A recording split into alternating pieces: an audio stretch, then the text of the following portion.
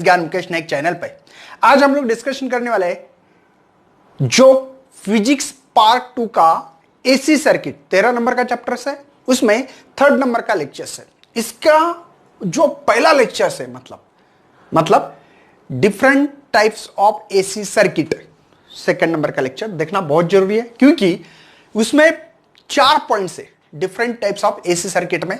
पहला है voltage, AC voltage applied to a resistance, AC voltage applied to an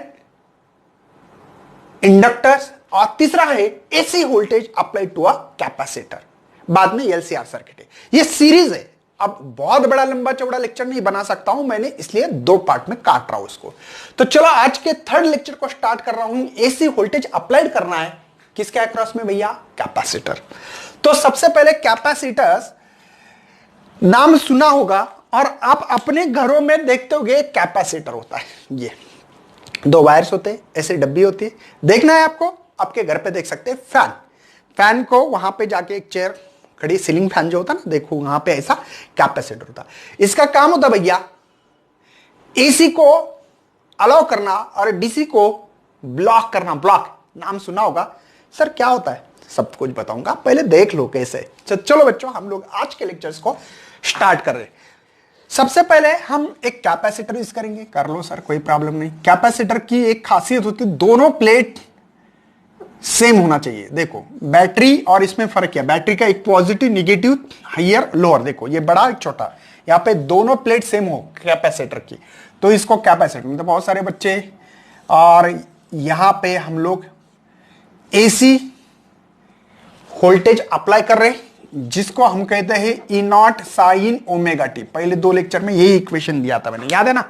और हम लोग मान रहे हैं कि इसमें करंट जा रहा है इस डायरेक्शन से। कंसीडर कर रहे हैं यार, हमको क्या पता, क्योंकि ये तो फ्लक्चुएशन हो रहा है, जुम जुम जुम जुम जुम जुम जुम जुम, ऐसे आगे पीछे आगे पीछे आगे पीछे, समझ में नहीं आएगा।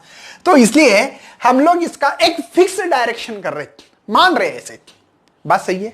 तो इसमें से चार्ज आपको पता होना चाहिए। कैपेसिटर हम लोग इलेक्ट्रोस्टैटिक चैप्टर में डिटेल्स में पढ़ते हैं, वहां एक्चुअल में, बराबर है। तो ये जो कैपेसिटर है ये डाइलेक्ट्रिकल मटेरियल होता है 2 प्लेट के बीच में। इसमें ये इंसुलेटर होता है, ये होता है। ये चीजें हम लोग आगे के लेक्चर में देखने वाले। सबसे मेन बात भैया, ये एसी को अलाउ करता है और डीसी को ब्लॉक करता है। वाह वाह वाह। इसके पहले मैंने इंडक्टर पढ़ा था, याद है? इस इंडक्टर में मैंने बताया था कि XL is equal to twice pi FL, एक इक्वेशन लिखा था। मैंने कहा था कि ये डीसी को जाने देता डायरेक्टली। जो डीसी होता है ना, क्योंकि डीसी की फ्रीक्वेंसी यहां पे 0 होती, तो इसका रेजिस्टेंस कम होता है, इसलिए डीसी आ गया, बोलते जाओ जाओ, कोई टेंशन नहीं, जाओ। लेकिन जब एसी आता है ना, तो एसी की फ्रीक्वेंसी अगर ज्यादा रही, बहुत ज्यादा रही, ज्यादा फ्रीक्वेंसी ज्यादा रेजिस्टेंस, ये इंडक्टिव रिएक्टेंस कहते हैं। इंडक्टिव रिएक्टेंस मतलब अपोज करने वाला कंपोनेंट। ये इससे फ्रीक्वेंसी बढ़ गई, ये बढ़ता था और इसको जाने नहीं देता था। मतलब यहां पे और यहां पे उल्टा है। यहां पे डीसी को डायरेक्टली ब्लॉक करता है, यहां पे डीसी को जाने दे रहा था, ये नहीं जाने देता, ये एसी को जाने देता है। लेकिन एक रेजिस्टेंस सर्किट था, वो तो दोनों को भी जाने देता। वो बोलता था चलो एसी आओ डीसी आओ, मुझे कोई लेना देना नहीं है, मैं सो गया हूं, आपको जो करना है कर लो। ठीक है। तो देखने वाले ये ऐसा क्यों लिखते हैं हम लोग, क्यों नहीं, इसका रीजन क्या है? सबसे पहले आप लोगों ने कैपेसिटर पढ़ा हो तो पोटेंशियल का फार्मूला था ये, याद है? पोटेंशियल का। तो Q is equal to C V, और इसी को हम सी ई लिखेंगे। अरे V को ई लिखते भैया, V को ई लिखना कोई गलत बात नहीं है। चलो बात समझ में आ रही है। तो हम लोग लिख रहे हैं यहां पे करंट क्या होता है, किसी ने, क्योंकि कोई इंस्टेंट पे करंट पकड़ रहे हैं हम लोग, मतलब स्मॉल टाइम के लिए, क्योंकि ये तो वेरी हो रहा है ना, आगे पीछे आगे पीछे आगे पीछे आगे पीछे आगे पीछे, जुम जुम जुम जुम जुम कर रहा है, ये तो पता नहीं। तो किसी इंस्टेंट पे जो करंट होगा, change in charge per unit time, D Q by D T. थोड़े, क्योंकि करंट का फार्मूला याद है ना भैया, Q by T, charge upon time होता है। अच्छी बात है सर, हम लोगों को कुछ वैल्यूज पता है। देखो D by D T C, E की वैल्यू क्या है? ये E naught sine omega T. Question है भैया, मेरे ख्याल से I is equal to C E naught. ठीक है, डेरिवेटिव इसका बनेगा साइन ओमेगा टी का डेरिवेटिव आता है सी ई नॉट, साइन का डेरिवेटिव होता है cos omega T multiply with respect to जो टाइम है वो मल्टीप्लाई लेते हैं, तो टाइम के साथ जो टर्म्स उसको मल्टीप्लाई करते हैं, समझे? ये ओमेगा ओमेगा मल्टीप्लाई नहीं होता, ये एंगल है और ये कोई टर्म्स है, समझे ना? चलो, तो मैं इसको कर सकता हूं आई इज इक्वल टू, यहां पे लिख सकता हूं मैं ई नॉट, देखो ओमेगा सी और कॉस ओमेगा टी, ठीक है? अब एक बात है, प्रॉब्लम यह है कि मुझे यहां पे मैक्सिमम पीक करंट निकालना है, और करंट के लिए V बाय आर ये फार्मूला है। V मतलब हम लोग किसको समझते हैं? E को, तो R कौन है? रेजिस्टेंस कौन है? लेकिन किसका? कैपेसिटर का रेजिस्टेंस। तो जैसे कि इंडक्टर का रेजिस्टेंस XL, इसको इंडक्टिव रिएक्टेंस कहते हैं। अगर कैपेसिटर हो तब हम लोग इसको XC कहेंगे, ये भी रिएक्टेंस है लेकिन कैपेसिटिव रिएक्टेंस है। तो इस फार्मूले में हम लोग E यहां पे XC रख सकते हैं, C है भैया, C, ठीक है? मैंने बोला यार कैसे करेंगे? एक काम कर सकते, ये मल्टीप्लाई तो डिवाइड का डिवाइड बना सकता हूं, मतलब I naught E naught by 1 by omega C. क्या फर्क है भैया मुझे बता बोला? I is equal to E naught 1 by omega C, divide का डिवाइड ऊपर जाता है कि नहीं? तो दोनों का मतलब एक ही है, ऐसा लिखो ऐसा लिखो, कोई प्रॉब्लम नहीं। अगर डिवाइड का डिवाइड रहा तो न्यूमरेटर जाता है ना, तो क्या फर्क हो रहा है? लिख सकता है ऐसा, कोई प्रॉब्लम नहीं। कॉस ओमेगा टी, मेरी बात समझ में आ रही है भैया? मैं आपके बुक्स में इस इक्वेशन को ज्यादा महत्व नहीं देता है, मैं देता हूं। क्यों देता है? रीजन समझ में आता होगा आपको, सेकंड लेक्चर में देखो, ठीक है भैया? ये ऐसा लग रहा है कि इसकी फीलिंग ला रहा है, देखो आई के जगह पे आई, ठीक है, इसको हम इक्वेशन लिख रहे, ई है, हाय सर, एक्सएल की जगह पे, एक्सएल पे जगह पे 1 बाय ओमेगा सी मिल रहा है, मतलब वो एक्सएल हो सकता है। अरे ओम्स लॉ जैसे, तो मैं इसको लिख सकता हूं I is equal to I naught. क्यों? ये peak value of the current है, क्योंकि ई नॉट ओमेगा सी ये कांस्टेंट टर्म्स है, तो लिख सकता हूं कॉस ओमेगा टी। आपके बुक्स में इस इक्वेशन को कोई महत्व नहीं, लेकिन ग्राफ निकालते वक्त ये इक्वेशन बहुत काम करना लगता है हमारे साथ साथ, हमारे साथ में बहुत काम करता है भैया। चलो, ये इक्वेशन मिला है, इसको ऐसा भी लिख सकते हैं आप लोग, कोई प्रॉब्लम नहीं। मुझे बताओ, आपके पास ईएमएफ का इक्वेशन है साइन के फॉर्म में, ये कॉस के फॉर्म में, कंपैरिजन कैसे करूं? कंपैरिजन करना है तो यार साथ वाले के साथ, मतलब मेरा दोस्त के साथ मैं कंपेयर, मेरे क्लास में जो बच्चे उसके साथ कर सकता हूं, ये तो मेरे क्लास में ही नहीं है, तो कंपैरिजन कैसे करूं? मैं बोला इसको साइन बना दो, इसको साइन बना दो, तो बना सकते हैं। देखो I is equal to I naught sine omega T plus pi by 2।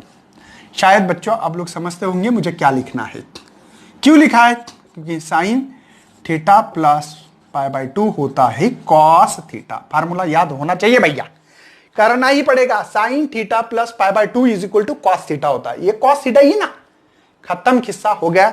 आपके बुक्स के हिसाब से आपको सॉल्व करना है, कोई टेंशन नहीं है। जहां आई नॉट है वो इक्वेशन रख दो, 1 बाई, इक्वेशन क्या है? 1 डिवाइडेड बाय ओमेगा सी। यहां पे E naught 1 by omega C रख सकते हो, रखना है तो। लेकिन यही फाइनल इक्वेशन है, ये फाइनल, दोनों इक्वेशन फाइनल है। हाँ सर, साइन साइन, वाह वाह वाह।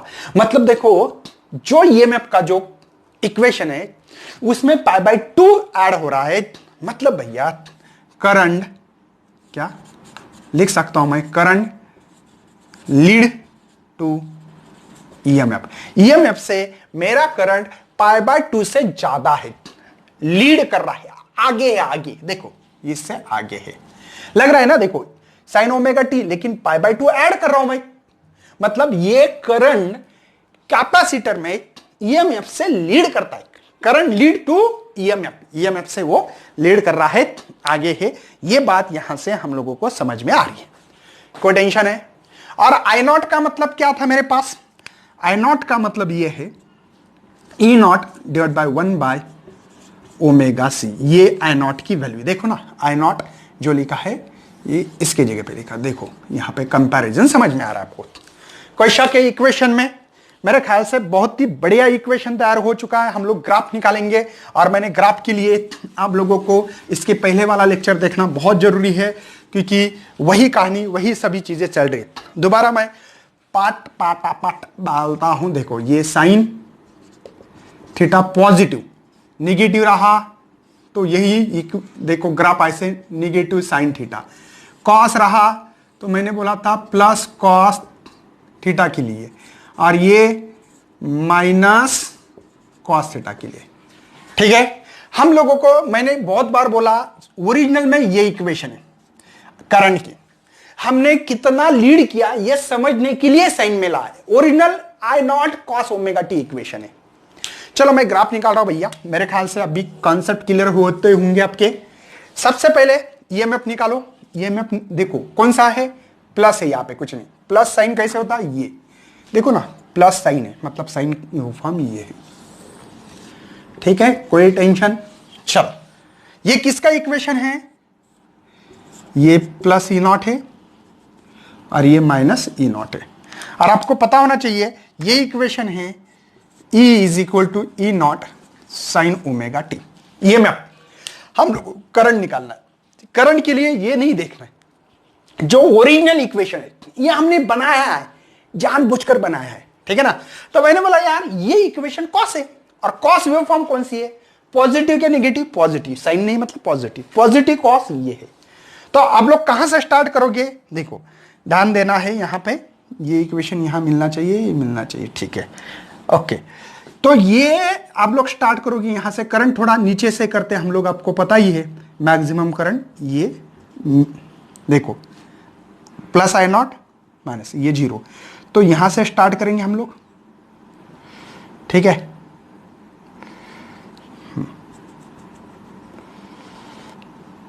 यहां मैक्सिमम आना चाहिए ना वैल्यू ये। चलो हाँ, अब यहां से देखो मेरी बात समझ में आती है आप लोगों को।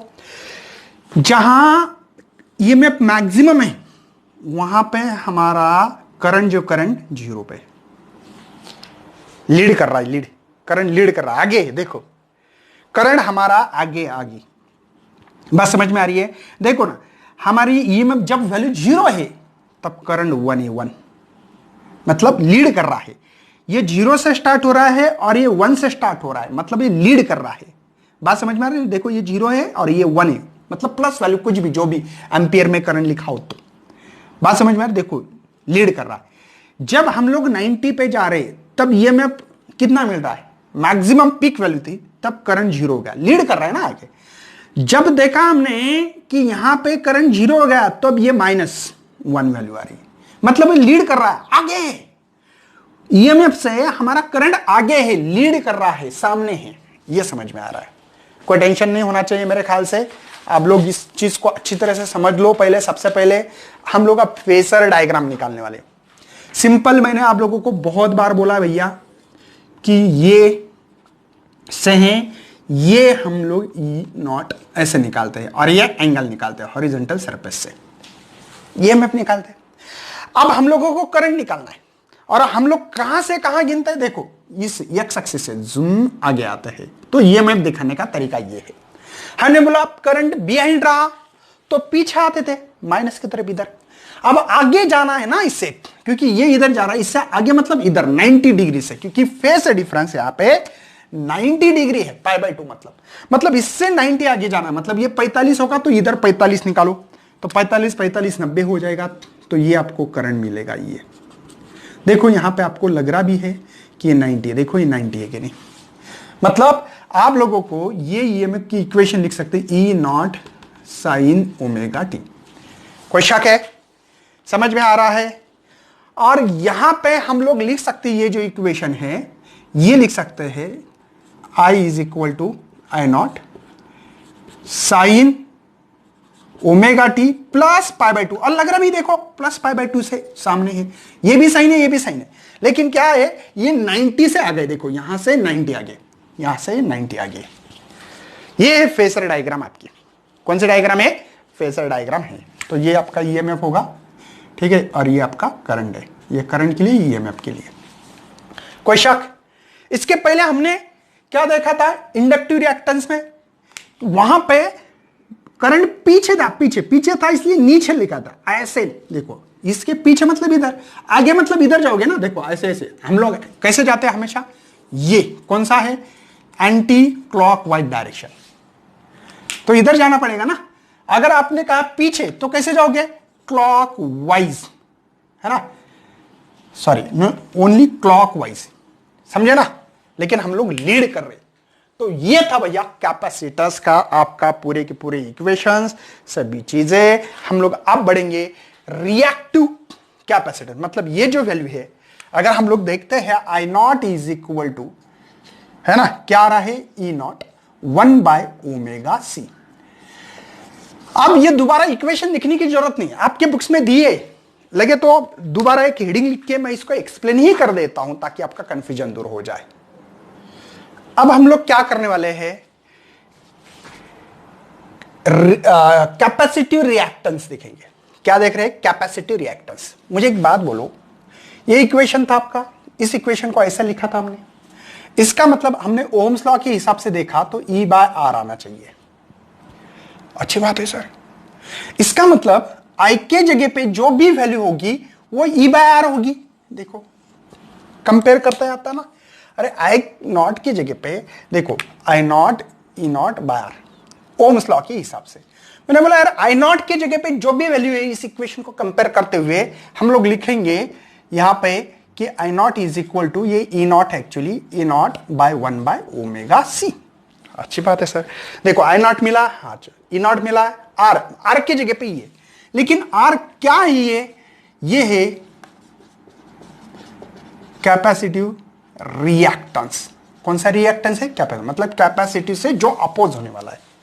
मैंने बोला एक काम करते हैं, कैपेसिटिव रिएक्टेंस का सिंबल X ही है, लेकिन बेस ऑफ द सी है तो कैपेसिटर है, ये रहा तो इंडक्टिव रिएक्टेंस होता है।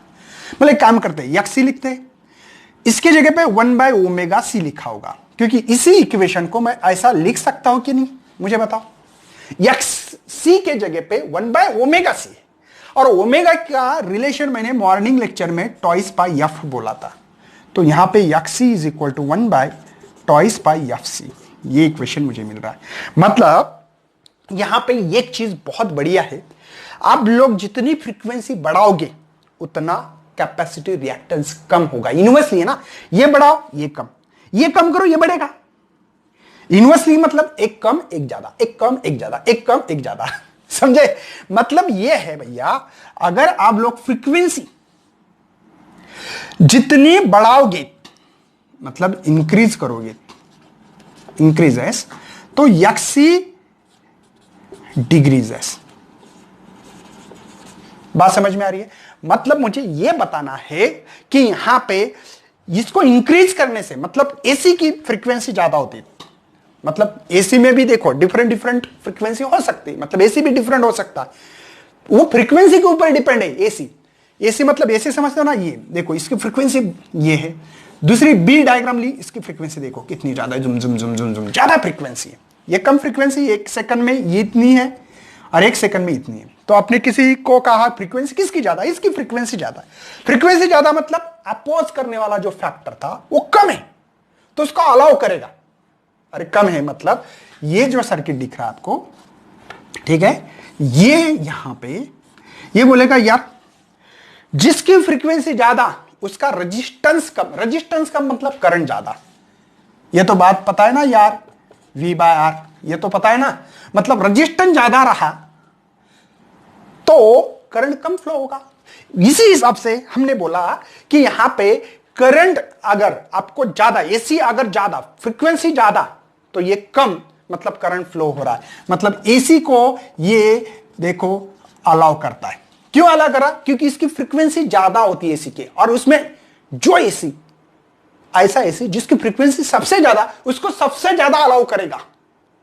अगर हमने फ्रीक्वेंसी 0 रख दी, देखो फ्रीक्वेंसी 0 रख दी, मैंने 0 रखो तो यहां पे इक्वेशन आएगा Xc 1/2f बराबर है ये C, तो ये 1/0 क्या होता है, इंफिनिटी। मतलब Xc is equal to infinity. Infinity मतलब उसका रेजिस्टेंस इतना बढ़ गया, इतना बढ़ गया फ्रीक्वेंसी कम होने के कारण ये जाने ही नहीं देगा फिर उसको। कब? अगर यक्सी अपना इन्फिनिट होगा, मतलब जैसे कि फैन होता है, फैन हम लोग फैन को बढ़ाते देखो ऐसे, तो फैन बंद करते हैं स्विच ऑन होने से भी, किससे? रेगुलेटर से। मतलब उसका इन्फिनिट रेजिस्टेंस कर दो तो करंट ही नहीं फ्लो होगा। ये कौन सी कंडीशन है? फ्रीक्वेंसी किसकी जीरो होती है? डीसी की, क्योंकि डीसी की फ्रीक्वेंसी जीरो होती है। देखो ये फ्रीक्वेंसी जीरो है, देख रहे हैं ना, कांस्टेंट करंट होता है। कांस्टेंट करंट रहा मतलब फ्रीक्वेंसी जीरो। फ्रीक्वेंसी किसकी ज्यादा होगी? एसी की, क्योंकि एक सेकंड में कितने रिवॉल्यूशन करेगा? 1 2 3, है ना, ये तो कांस्टेंट है ना, तो इसकी फ्रीक्वेंसी जीरो होगी। इसकी फ्रीक्वेंसी जीरो मतलब क्या है सर?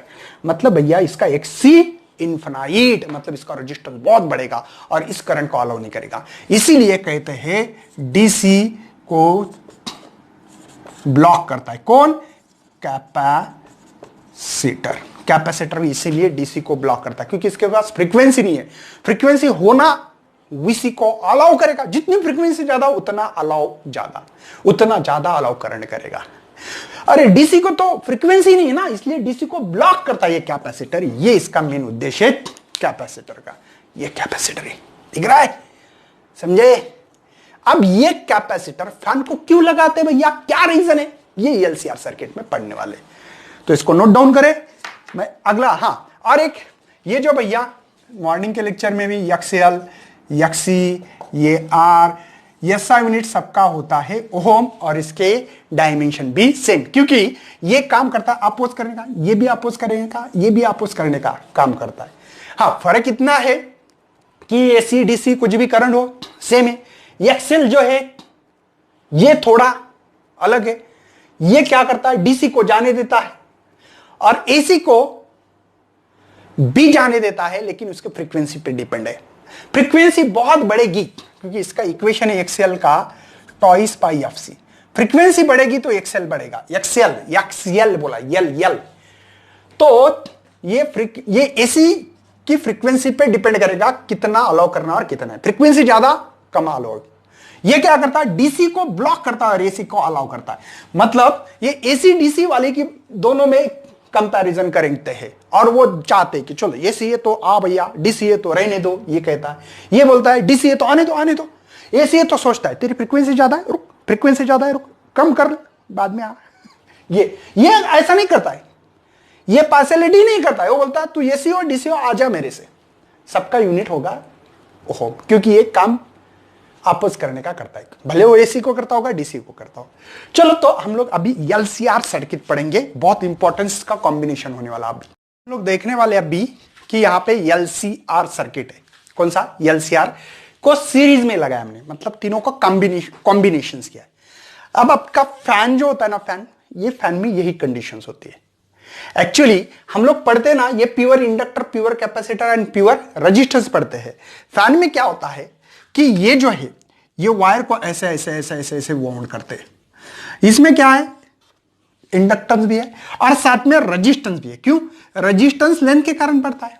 वायर देखो, आपका फैन अगर जल जाता है, बोलते हैं ना ऐसे जल गया, खराब हो गया, ऐसा नाम रखते होंगे, तो इसका मतलब क्या है? वहां पे जो वायर होता है, कॉइल खराब होती है, तो कॉइल में लेंथ बढ़ती है, लेंथ बढ़ गई तो रेजिस्टेंस बढ़ता है, और ये दोनों एक ही जगह पे होती है।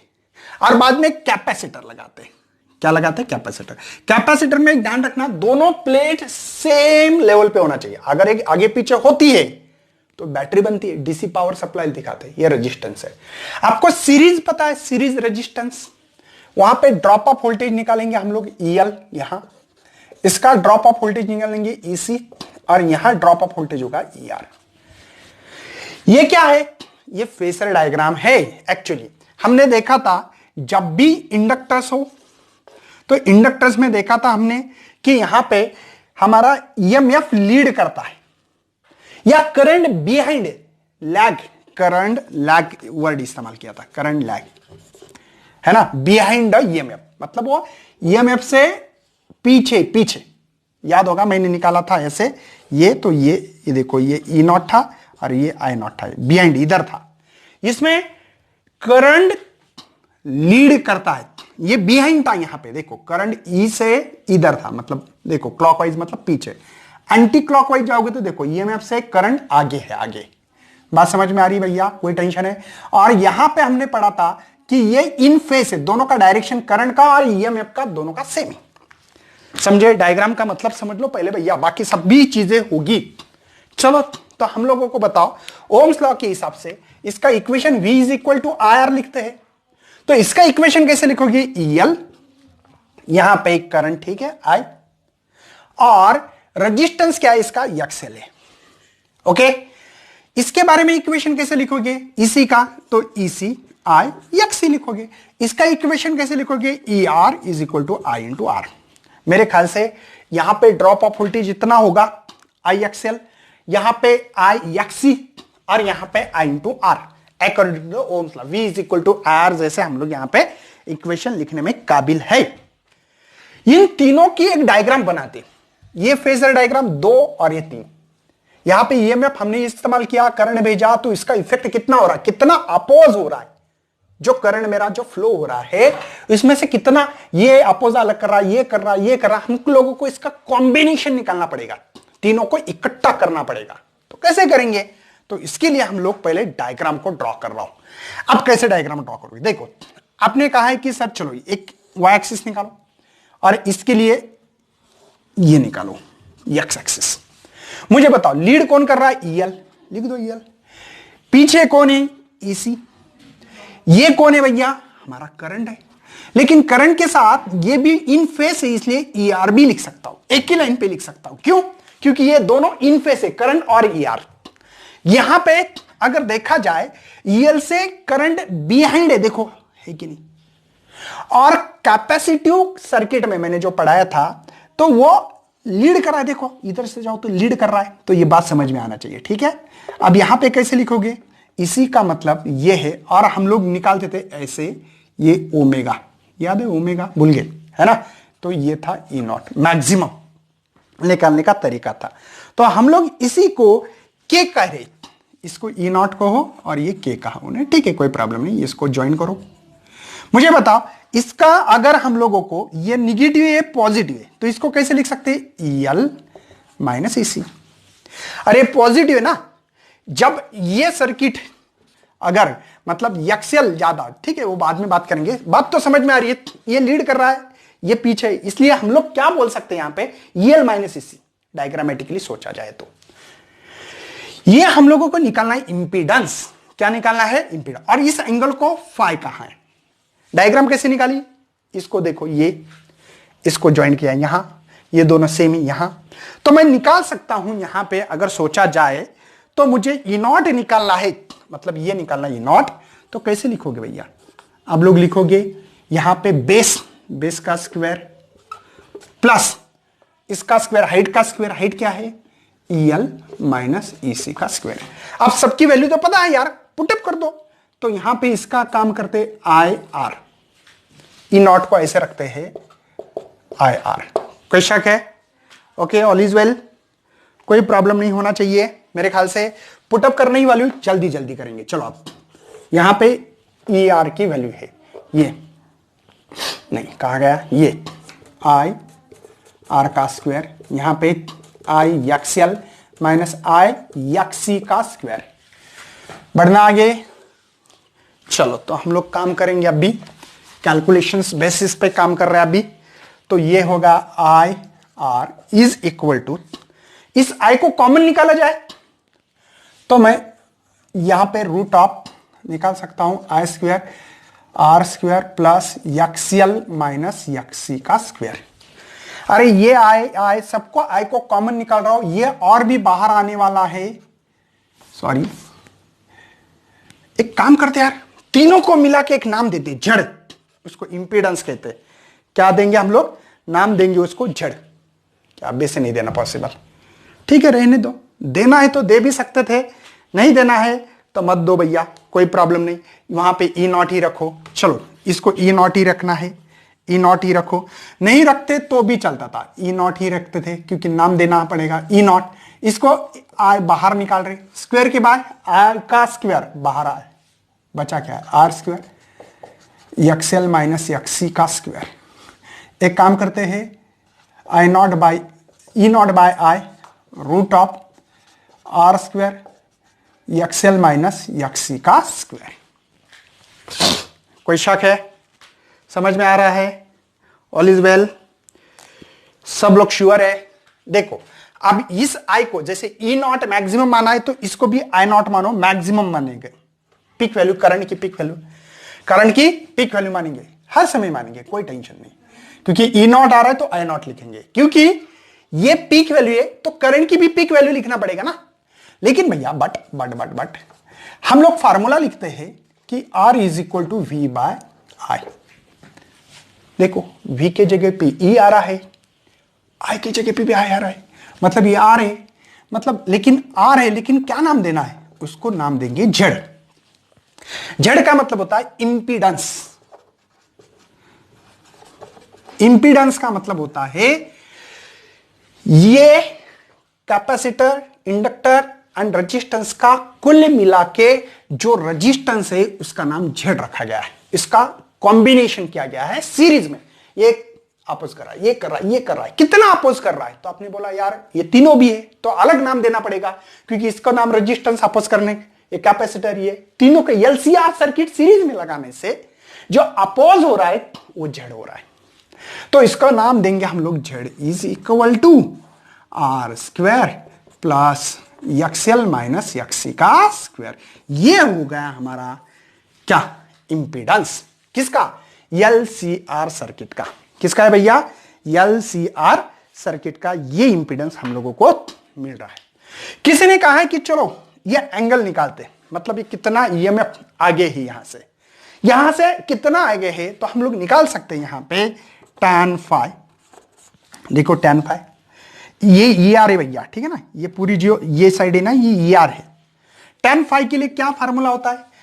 अपोजिट डिवाइड बाय एडजेसेंट या परपेंडिकुलर बाय एडजेसेंट साइड, जो भी फार्मूला लगाना है। तो यहां पे हम लोग लगा सकते हैं EL minus EC divide by ER। कोई शक है? ये EMF का हम लोग यहां पे फार्मूला लगा सकते हैं। लेकिन इन सबकी फार्मूले पता है मुझे, ये IXL माइनस IXC IR। देखो EL की वैल्यू मैंने लिखी, EC की लिखी, ER सबकी वैल्यू लिखी, पुटअप की। I को कॉमन निकालते हुए हम लोग आगे बढ़ रहे हैं। I को कॉमन निकाला तो XL minus XC divide by IR, I से I मर गया तो tan फाई की वैल्यू मुझे मिल रही है XL minus XC divide by R। This is the, ये मुझे यहां पे EMF कितना आगे है यहां से, ये E नॉट मैक्सिमम वैल्यू, वो फाई हम लोगों को यहां का जो एंगल है वो एंगल हम लोग निकाल पा रहे हैं इस चीज से। कोई टेंशन है? मेरे ख्याल से कितना आगे है पीछे है, तो इसलिए करंट का इक्वेशन लिखा था I is equal to I naught sine omega t और E is equal to E naught sine omega t. इसमें एक काम करेंगे, फाई ऐड करेंगे, इसमें भी फाई ऐड करेंगे। इससे क्या पता लगेगा कि हमारा करंट और EMF कितने आगे पीछे है, इस बात से पता लगा सकते हैं हम लोग फाई से। फाई एक तो प्लस होगा माइनस होगा, जो भी वैल्यू होगी उससे हम लोगों को पता लगेगा। मेरी बात समझ में आ रही है? कोई टेंशन है? चलो हम लोग इसके कुछ केसेस है, आपको दिखाई तो दे रहा है भैया, इसके केसेस डिस्कशन करना बहुत जरूरी है, ठीक है। अब बात करेंगे उसके केस नंबर फर्स्ट। क्या है case number first? Case number first है XL is equal to XC, ठीक है, XL is equal to XC, ये मेरे पास इक्वेशन दिया है। तो tan फाई क्या मिलेगा? tan फाई देखो दोनों सेम है, मतलब एक्सएल माइनस एक्सी, 10 में से 10 गए 0, मतलब भैया 0, और ये फाई तब 0 होगा। अच्छा बात है, मतलब अपने जो भी सर्किट निकाला था बी, अभी वाला ये है ना, ये था EC L ER, ये था फाई, है ना, ये E नॉट, ये K था, याद है ना, ये करंट था, याद है आपको? कोई टेंशन है? मतलब इनका कहना है कि ये जो है ये प्योर रेजिस्टेंस सर्किट जैसे बन रहा है, मतलब ना तो ये और ये इक्वल रखे, ये और ये इक्वल रखा तो प्योर रेजिस्टिव सर्किट बन रहा है। मतलब ये सर्किट पहले जो हमने पढ़ा था, पहले सबसे पहले है ना, एसी वोल्टेज जो अप्लाइड कर रहे थे वो किसके अक्रॉस में? रेजिस्टेंस के। तो ये सर्किट बन रहा है प्योर, बस। क्योंकि इसका फाइ 0 आ रहा है, इसका मतलब ये है ये करंट का डायरेक्शन है और ये ईएमएफ है। बस केस नंबर फर्स्ट समझ में आ रहा है। मतलब EL is equal to XL is equal to XC रखा तो ये कंडीशन बनेगी, ये प्योर रजिस्टिव सर्किट जैसे काम करेगा, बिल्कुल करेगा जैसे प्योर रजिस्टिव, क्योंकि इसका फाइ 0 है। फाइ 0 है मतलब ये जो है ये ओनली I और ER ही काम कर रहे हैं, बाकी के कोई कंपोनेंट काम नहीं कर रहा है, क्योंकि ये है ना ये प्योरली E0 इसको मैच कर रहा है, इसको ऐसे नीचे आ रहा था, 0 एंगल हो रहा है। कोई शक है भैया? मेरी बात समझ में आ रही है? Okay. Voltage and current in face, उसको क्या बोलेंगे? Voltage and current in face. In face कब होते हैं? ये पहली कंडीशन। फेसर डायग्राम इसलिए तो बोला था मैंने, याद करो। केस नंबर सेकंड, ठीक है। केस नंबर सेकंड में हम लोग देख रहे हैं, कोई भी कंडीशंस ले सकते हो, कोई प्रॉब्लम नहीं है यहां पे। पहले आपके बुक्स में XL is greater than XC है, वह रख देते हैं, कोई प्रॉब्लम नहीं। क्या होगा इस इक्वेशन को ध्यान देना है। मतलब 100 में से 50 की तो 50 पॉजिटिव आंसर आ रहा है ना। मतलब भैया यहां पे मेरे पास जो भी tan फाइ का वैल्यू की जो है वो पॉजिटिव वैल्यू है। कैसी वैल्यू? पॉजिटिव वैल्यू है। मतलब ही यहां पे सिंपल है कि फाइ इज पॉजिटिव। फाइ क्या है? Is positive. फाइ पॉजिटिव मतलब यहां होगा ऐसा, पॉजिटिव समझते हो ना। फाइ पॉजिटिव मतलब भैया यहां पे XL इसकी वैल्यू ज्यादा है, मतलब इसका इफेक्ट ज्यादा है। किससे? इससे। तो हम लोग एक बात कर सकते हैं यहां पे कि ये जो सर्किट है ना, ये सर्किट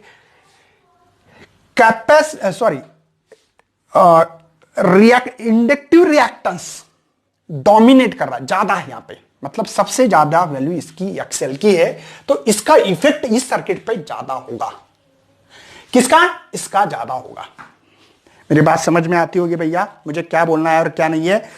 मतलब यहां पे वोल्टेज जो है हमने पढ़ा था कि वोल्टेज यहां पे लीड कर रहा है। देखो ये EL लीड कर रहा है, जैसे कि हमारी बात हुई थी यहां पे, ये करंट बिहाइंड है और EL पॉजिटिव है ना। देखो करंट क्या कर रहा था यहां पे? लैग कर रहा है और EL ज्यादा है। ऐसे बात की थी ना, वो जो सर्किट है ये इसका इफेक्ट ज्यादा हो रहा है, ये मतलब इसका मतलब यहां पे करंट बराबर है, पीछे होगा। अरे रजिस्टेंस ज्यादा तो करंट कम, तो ये इसका इफेक्ट ज्यादा हो रहा है। बात समझ में आ रही है? केस नंबर थर्ड देखो, case number third, XC is greater than XL। क्या होगा भैया? तो यहां पे कौन ज्यादा है? XC ज्यादा है। किससे? EL से। मेरा EL और ये देखो XC ग्रेटर है EL से, बड़ा EL निकालता जानबूझकर, पहचान में नहीं आ रहा है बिल्कुल इसलिए, ठीक है। मतलब यहां पे XC ज्यादा है, तो यहां पे क्या होगा? माइनस वैल्यू ज्यादा है इसका मतलब 50 में से 100 गए तो माइनस होगा, तो फाइ इज निगेटिव। तब यहां पे इसका ज्यादा इफेक्ट होगा। वो सर्किट में सबसे ज्यादा और सबसे ज्यादा इफेक्टिव वाला कंपोनेंट कैपेसिटर होगा भैया। कौन होगा? कैपेसिटर। मतलब कैपेसिटिव डोमिनेंट सर्किट, मतलब ये सर्किट में कैपेसिटर का सबसे ज्यादा राज चल रहा है। हमारे फैन में क्या होता है मैं आपको बता देता हूं। अब ये तीनों केस होगी और एक इंपीडेंस, तो आपको ये तो पता ही है कि पहले से ही, जैसे कि आपके बुक्स में इंपीडेंस ट्रायंगल जो बताया है, कुछ नहीं, वो तो ऑलरेडी हमने पढ़ा है। बस देखो वही है, जो ये सर्किट है ना वही यार, इस सर्किट को निकाल दो आप। देखो कैसे, सर्किट नहीं बोलेंगे, डायग्राम। जैसे देखो ट्रायंगल ये, ठीक है ना, ये फाइंगल दिख रहा है आपको, ये इसको हमने ER कहा है, करेक्ट है सर। इसको क्या कहा है हमने? EL माइनस EC कहा था। यहां पे क्या करेंगे हम लोग? R के फॉर्म में, मतलब रजिस्टेंस के फॉर्म में देखेंगे इसको। XL इसकी वैल्यू डाली तो ये होगी XL माइनस XC होगी, बस। अरे सेम है ना यार, कुछ नहीं है। इसकी वैल्यू डाली ना, EL EC और ER की वैल्यू डाली, बस, बाकी कुछ नहीं। तो आया होके कट होता रहा है, तो बस यही है, हो गया, खत्म किस्सा बस। तो इंपीडेंस निकालना था, तो हमने बोला कि हमारे पास फार्मूला R², यहां पे XL माइनस XC का स्क्वायर है, बस खत्म किस्सा, यही था। और इसमें से tan फाइ कैसे निकालेंगे? सेम ट्रायंगल, tan फाइ कैसे निकालेंगे? Opposite XL minus XC divide by R। मेरे ख्याल से ये फार्मूला ऑलरेडी हम लोगों को मिला है, ये फार्मूला ऑलरेडी मिला है, तो पढ़ने की क्या जरूरत है? ट्रायंगल क्या पढ़ना है, इंपीडेंस का ट्रायंगल क्या पढ़ना है, वही चीज है। मैं आपको फैन के बारे में बताने वाला था। आपको दिखाई दे रहा है भैया, जो हमारे घरों में फैन है उसके बारे में डिस्कशन चालू है। फैन में क्या करते हैं पता है आपको, ये एक्चुअली दोनों मिला के रेजिस्टेंस ये एक ही चीज में होती है। मतलब हमारे घर में जो फैन होता है ना, ये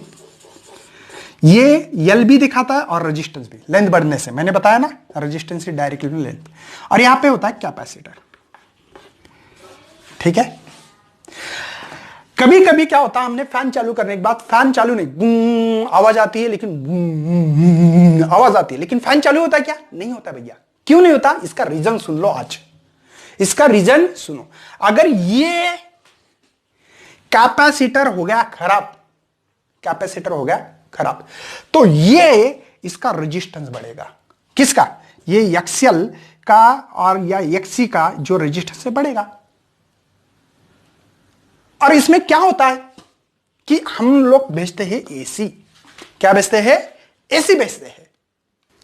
अब अच्छी तरह से समझ लो भैया, फैन में क्या होता है, वायर होता है, वायर, वही इंडक्टर्स और वही रेजिस्टेंस होता है। क्यों, क्योंकि लेंथ बढ़ गई तो रेजिस्टेंस बढ़ता है। बाद में कैपेसिटर लगाते हैं ऐसे।